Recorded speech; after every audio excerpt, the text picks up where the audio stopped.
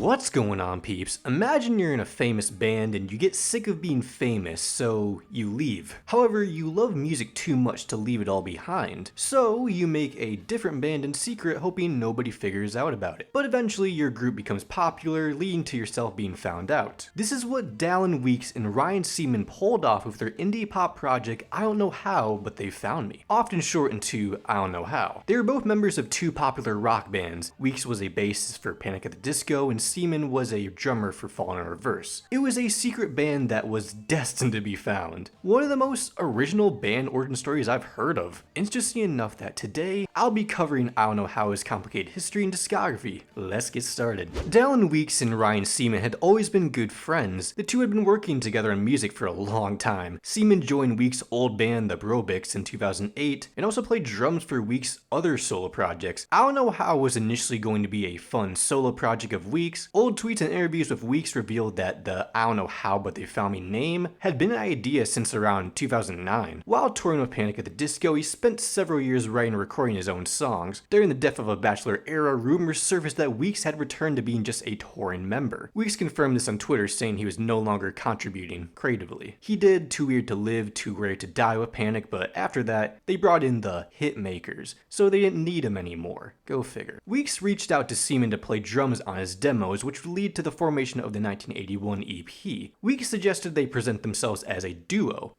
by the name of I Don't Know How, But They Found Me, based in Salt Lake City, Utah. The band's name was inspired by a line from the movie Back to the Future. In the movie, Doc Brown exclaims, "I don't know how, but they found me," when the Libyan terrorists locate him. You may notice that the don't doesn't have an apostrophe. There's also no comma after how. This is grammatically incorrect. What a bunch of fools. Well, that decision has lore too. The band's name is intentionally punctuated incorrectly. Weekes said this choice was influenced by his time in Panic, where pronouncing words correctly was important, so he decided to do the opposite. These boys were desperately trying to escape the emo pop punk scene they were once a part of. When Weekes asked Seaman to form I Don't Know How with him, he said it meant a lot because he had spent most of his music career as just a guy people hired. Whatever happened to them while they were part of these popular bands, we'll get to why, it was worth starting over in secret. Weekes and Seaman started performing secretly in small venues from late 2016 to mid-2017, with their big stage debut being at Emo Night Los Angeles 2-year anniversary on December 6, 2016. After the show, there was a speculation on a new side project by the duo, and the band's name was revealed. Despite all the photos and videos from the performances, Weekes and Seaman denied the project for months. If they did this in 2024, they could have just said it was AI. Weekes later explained that they wanted to avoid using their fame from the popular bands they were once a part of, hoping to grow the band organically. Around the time of Fallen in Reverse's fourth album Coming Home, rumors circulated that Seaman had left the band due to tensions with Ronnie Radke. This was confirmed when the band performed without him on May 8th. Weekes revealed that he didn't want to keep the new band a secret forever. After cryptic posts on Instagram, the duo hinted at the release of their first song, Modern Day Kane. It was self-released on streaming platforms on August 18th, 2017. It was released under the independent label, None You Jerk. Sounds like the type of label name you'd make up at the last second during the distribution process. Turns out it's been a thing since the Brobic days. Modern Day Kane would quickly climb up the alternative iTunes chart. Ah yes, the final years that people actually bought music. As for the track, it appears to be about people who make a big show about how religious and close to God they are, often to cover up something dark in their own lives, like televangelists, seeming to imply this person has sinned multiple times. To be fair, nobody is perfect, we're all sinners whether we like it or not. The main inspiration is the story of Cain and Abel, as you can tell, where Cain kills his brother out of jealousy, becomes cursed by God to wander the earth without food, and receives a mark to protect him from being killed by others, with that line and everyone can tell possibly referring to this mark. You can hear this speak and spell toy being played in the beginning before hitting us with the melodic 80s synths and slamming percussion. Weekes is an expressive, dramatic singer, delivering a hell of a performance that introduces the promising sound of the band. There's also a metal octagon played on the outro that reminds me of Minecraft music. Had me thinking I accidentally cued chirp. After After completing the Death of a Bachelor tour, Weeks was officially off the hook, announcing his departure from Panic at the Disco on December 27, 2017. His full focus was on this new project. The band described itself as a band lost in time that disappeared to obscurity after failing to find success in the late 70s and early 80s. Their first taped appearance was said to be in 1964. Their music, look, and social media were heavily inspired by the 80s style, with Weeks drawing inspiration from the pop culture of that era. Thanks to the internet, its performances and recordings are now being rediscovered by the world that might finally be ready for them. I Don't Know How his music videos are fairly old school, complete with grainy VHS footage from a forgotten talent show and infomercials that you can get lost in. They look like they could have been filmed throughout the 60s to 80s. Some are labeled not for broadcast, meaning some of this footage was likely not supposed to air. The idea is that I Don't Know How is an act from over 30 years ago who got their start by appearing on these shows. The strange thing is that the band didn't seem to age at all. Is it possible this band is capable of time traveling, creating alternative storylines that would explain why this band was apparently forgotten? They weren't forgotten. None of this happened. There's more theories developed by the fanbase though, starting with this confirmed ARG in which they are portrayed as working for an evil organization called Telex, mentioned multiple times in their work. The company began in the 60s before being closed down in 1977 for unknown reasons. I Don't Know How created this educational video Do It All the Time used in schools for decades before being dumped in 1984. When you look up Telex online, you will stumble across a website launched in September 8th, 2020 that invites you to take a stability test requiring you to log into your Spotify or Apple Music account. It's unknown what this company plans to do with this information. It sure is trippy. Next, I want to introduce someone to the I Don't Know lore, Sally May, recognized as the Basement Kid from the Modern Day Kane teaser video. He used the infamous Twitter account named Skirt Purdy. Sally is a deep diver researching the band and the corporation Telex, known for having a plethora of information that the fanbase can't even find, posting 6 video diaries on their official website and creating this message board. This content would later be removed from the website after a DMCA takedown from Telex over false claims. Looking at these posts, one thing is discussed a couple times: white shadows. These creatures appear in several of their music videos. Could be incredibly dangerous for all we know, possibly spying on the band to make sure they're not doing anything out of line, as Dallin begins to rebel, performing poorly on shows like Pop Time Live. After Dallin's rebellious behavior leads to a disastrous talent show, Ryan's patience runs out, and the company decides to discipline Dallin. This resulted in a fatal surgery for him in 1983. After his death, Dallin's ghost visits Ryan, revealing his thoughts of betrayal. Dallin's refusal to conform and attempts to expose the industry ultimately leads to his removal, which the company disguises as an accident. His rebellious actions are blamed for the band's lack of success, being covered up as this band left forgotten. All evidence began disappearing.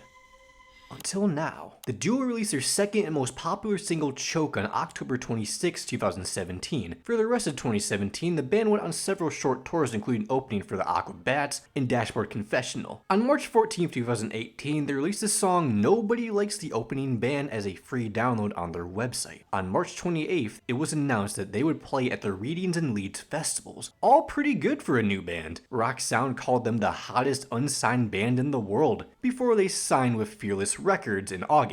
On August 24th, the duo decided to re-release Choke alongside with Do It All the Time as a double A-side single through Fearless Records. Choke would later become a streaming giant through TikTok virality in 2022, achieving 200 million streams on Spotify and earning their first gold certification. In October, they announced their debut EP 1981, scheduled for November 9th, releasing Bleed Magic to build up hype. The front cover has Icelandic text that says, "Brought to you by the television and broadcasting company, The Temporal Performing Arts, and International Telex Foundation." we invite you to watch. Bro, there are parts of this lore that's just giving me Dima flashbacks, I swear. The EP debuted at the top of the US Billboard Heatseekers chart in number 148 on the Billboard 200. The EP is introduced like the classic children's books he grew up with, complete with the turn the page chimes, narrated by the talented Jim Merkel, transitioning into Choke, a driving new wave piece accompanied by bright piano chords leading to a stomping horn-filled hook, has a slick bass line only helped by Weeks' anthemic presentation. It's about feeling out of place in Los Angeles and the people that treat him wrong. Weeks felt this drive to burn this place to the ground if he had the chance. It was the easiest to write, but the hardest to record, followed by the vintage-sounding Social Club where someone urges another person to participate in forbidden activities, expressing how exciting it can be, especially being with someone you love. Has a less upbeat, seemingly dark sound palette to it, slightly haunting, especially when that vocal run comes in on the final hook. The video references Thought Reform that appears to be a series of corporate propaganda films made by Telex before the company suddenly dissolved. Next, Weeks aimed to create a happy-sounding song, Bleed Magic, about a sickening vampire stalking and seducing their victim, likely in reference to Hollywood, with the blood serving as their magical source of eternal youth and life. A funky, lively track helped by his quirky delivery. Enjoyed how bassy this one was. Absent went after the nonsense of the entertainment industry where careers are often built on lies in other people's work. We're constantly being sold a story or image trying to be convinced into accepting a lie. Comparing Absent makes sense because when you drink it, you start seeing things that aren't real. Weeks wants us to combat this sort of behavior and stand on business. This one goes hard, immediately enjoying the choir vocals in the background, the striking claps, buzzing synths, and harsh guitar riffs, only helped by a more aggressive performance from Weeks. Concluding was Do It All the Time, a pretty sarcastic funk rock piece making fun of mindless corporate pop music and the do whatever you want mentality, taking someone's girl, classy, spreading corporate propaganda, and inflating their own ego because they're a rich bastard. This one has a lot more swing thanks to funky bass guitar and lively synth melodies, closed out by a barrage of horns and a tape being taken out.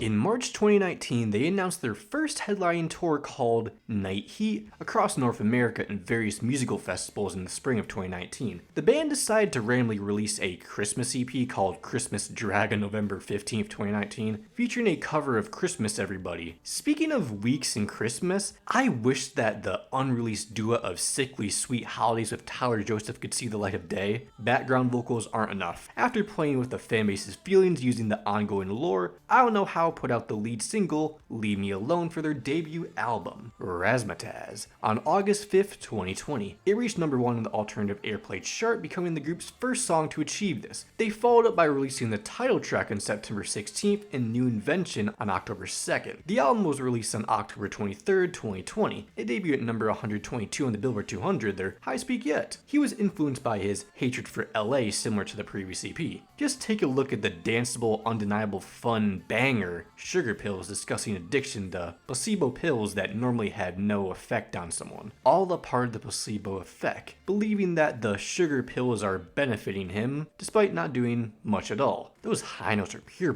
bliss. Lights Go Down and the title track seem to be a slight critique on party culture. The former seems like a bit of a party anthem where the enjoyment is temporary before the lights go down, but it could also refer to leading people astray and pursuing ignorance while other things happen. Those twinkling keys truly light up the room. The title track is basically, let's party and ignore the world's problems while the bass guitar, piano, and synths command the atmosphere. Can't forget about the saxophone solos in both tracks. More expressed hatred for LA comes on Mad IQs. Many see mad meaning both ridiculously large and crazy, seeing how corruption drives celebrities and producers to exploit their audience, music, and lyrics to thrive in the industry. Might be my favorite track here. Truly fun electro pop that lights up the dance floor. The bite he has during the verses leading to the funky hook is infectious, with the lead single Leave Me Alone seeing Weeks hoping to move on from all things panic, and wishing the past would stop creeping up on him. Could also refer to his disgust for LA,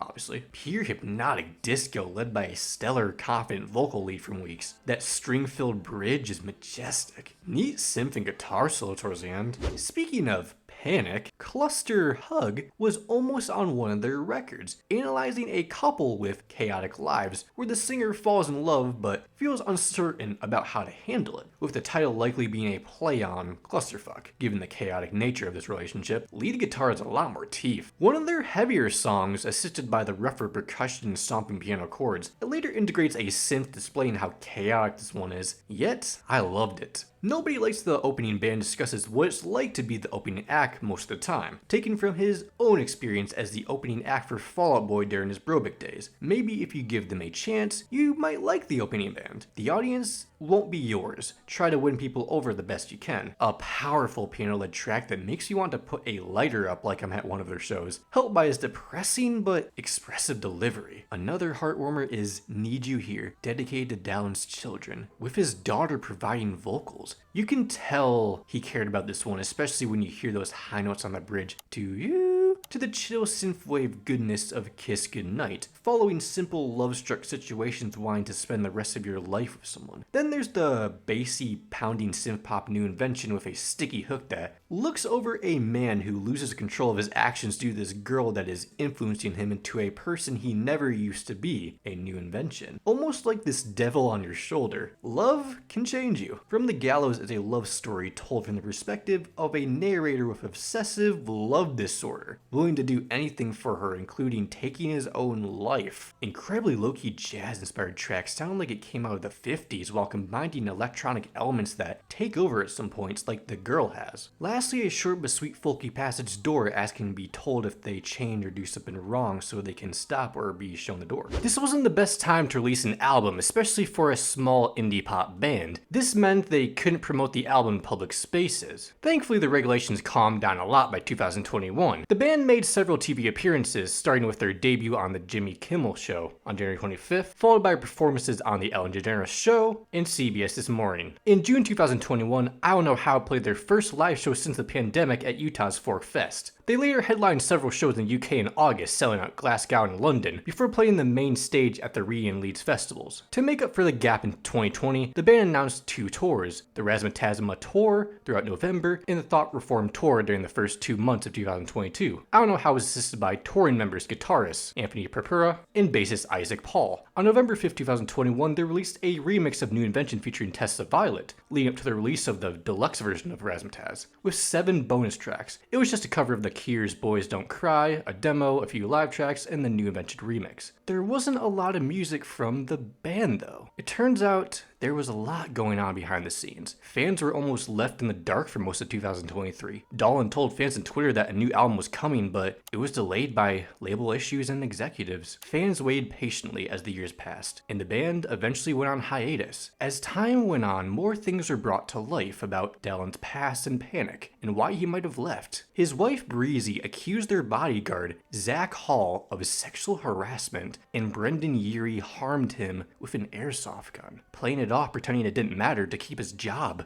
Likely what inspired Leave Me Alone. However, something was happening with Ryan too. He was taken out of the band's Spotify banner and wasn't included in the latest studio photo shoot. Soon enough, it was announced that idkhow had left Fearless Records in February 2023. Fans speculated that they were going to go back to being independent or possibly sign to a bigger record deal like Warner. Some pointed out Dallon being unhappy with how Fearless handled their debut's release. The quietness was so loud until the day. September 16th, 2023 would be an unfortunate day for the fans of the band. There was good and bad news. The good news, Weeks announced that the band signed with Concord Records connected with UMG, but the bad news, Ryan Seaman left the band due to a series of broken trusts, leaving Weeks as the only member. Those broken trusts supposedly being $26,000 stolen from Dallon, brought to light by his mother-in-law. This sent a shockwave through the fandom. Seaman was seen as a thief by the general public, with Ronnie Radke claiming the same thing happened during his time in A Fall in Reverse. Soon enough, jokes and memes about him stealing credit cards and being fired by Dallon gained popularity. Other parts of the fandom tried to make up theories that the theft was all a part of the band's lore. When your sources are Ronnie Radke and Dallon's controversial mother-in-law known for picking fights with the fans, it's hard to know the truth. This was seen as a divorce by fans. The two have barely address each other since. It was time to move on to the second album after all this was aired out. Dallin admitted that he doesn't believe in bands anymore and wants to do music by himself, being hurt by each experience he has had with them, obviously. Gloom Division began production in late 2022 without Seaman. Dallin Weeks found a lot of creativity following his diagnosis of autism and ADHD, further being influenced by 70s glam rock and 90s R&B. On October 5th, 2023, I Don't Know How released the single What Love with a music video and announced their second album, set for release on February 23rd, 2024. I Don't Know How returned to venues with a holiday-themed hometown show and announced the Gloomtown tour for 2024. Seaman was replaced by Ronnie Strauss as the touring drummer. Leading up to the album's release was multiple singles, Gloomtown Brats, Infatuation, and Downside. In terms of lore, this Gloom Division focuses on the occult, and it seems Dallin has been invited to join. Gloom Division is likely a part of Telex, but everything is quite unclear at the moment. Even with their mysterious reputation, they are very loyal to Telex and will do anything to protect the company's interests. Whatever this lore all truly means, it can be summed up as the ongoing struggle of corruption within the music industry. It didn't chart nearly as well as their last record, expected after one of the founding members left and that 4-year gap between releases. It also led to some crucial differences in the album's quality. I thought Gloomtown Brats needed a bit more kick in the mix, being a satirical take on rich, white, and pretty privilege, especially with those who lack self-awareness. Find Me contains several off-kilter electronic elements, and Weeks sounds like he's in pain. Leads to a messy mix, unfortunately. Weakest track I've heard from the group, honestly, which is ironic as this is about hoping to find some sort of connection to guide them through their mess. A Letter has a weird vibe to it as well. It was first released on the Brobix 2005 album, Happiest Nuclear Winter, before being re-recorded for this album. Former member Matt Glass takes on the lead vocals. That is pretty much just him talking over the thunderous rock instrumental. It's originally a letter from a girl who dated him while also seeing someone else, in which she reassures that her feelings for him were totally real, despite her actions she somewhat apologizes for. Weeks finds himself reading the letter and just being shocked by it all. I thankfully found a lot of quality on the reggae beach vibes of 6 Feet. The type of situation where you want to continue this relationship with someone but they play with you to the point where you're threatening to cut them off completely, leaving the relationship 6 feet under. The summery pop rock of Sunny Side featuring Will Joseph Cook, where you could embrace yourself, let go of your doubts, and enjoy the moment. It shouldn't matter what people think about you, like on the funk rock of Idiots of Oz. They have no idea what you've been going through. You might not even know everything about yourself. At 40, Weeks is still learning, as seen through his recent diagnosis for autism. It feels great to finally understand this aspect of his identity. Dig the 70s inspired background vocals reminiscent of Queen on Infatuation, where one becomes infatuated with love. It could also point towards the feeding of your own ego to the extent that you could ignore reality and its consequences. Might not always be great, as you may find yourself trapped in lust on What Love, filled with meaty guitar riffs, a driving bass groove, and expressive delivery from Weeks straight from that 90s. Question yourself, how could love get this toxic and manipulative? We also hear more about his religious upbringing on the slightly overcompressed, playful pop rock Satanic Panic. Weeks thinks about how as he was a kid he couldn't have certain things deemed evil, like Pale Kid cards and candy cigarettes. As an adult, he realizes that anything can be labeled as evil in a way if that's the perspective you choose to take. Speaking of the Devil goes on about expectation versus reality in context to a band hoping to experiment like I Don't Know does. They want to express themselves in a more unique way from their current sound, but they have to face the fact that their fans might not buy into as much as they like. One of the more unique cuts was Downside. While the mixing wasn't as tight, sure, there's like a much deeper tone in his vocals on the verses than I'm used to. It's quite a neat touch. Having a hard time facing the downsides of the end of a relationship, feeling so in love that you can't or don't want to see them, wishing to have them back, even if it means watching those bad movies. Lastly, free and harmonic piano rock fun on Kiss and Tell is an honest conversation where both parties admit their fuck-ups, where Weeks sees himself as a fool being led on. Just days before the European tour began, the band's bus exploded and was replaced by a new one, gifted by Troye Sivan. Weeks had terrible luck in general that week, having his Twitter and Spotify also hacked. The hacker ranted about Taylor Swift for no reason and his former bandmate Brendan Urie. Then the Brobix album Happiest Nuclear Winter was illegally uploaded to Spotify. The band had been planning a legal release, but this incident just caused more complications. Let's hope Weeks can find a strike of luck following all the hell he has gone through. It's deeply depressing how this band was supposed to be an escape from the past, but in the end he ended up getting done about as dirty as he did in Panic. I recommend giving I Don't Know a shot.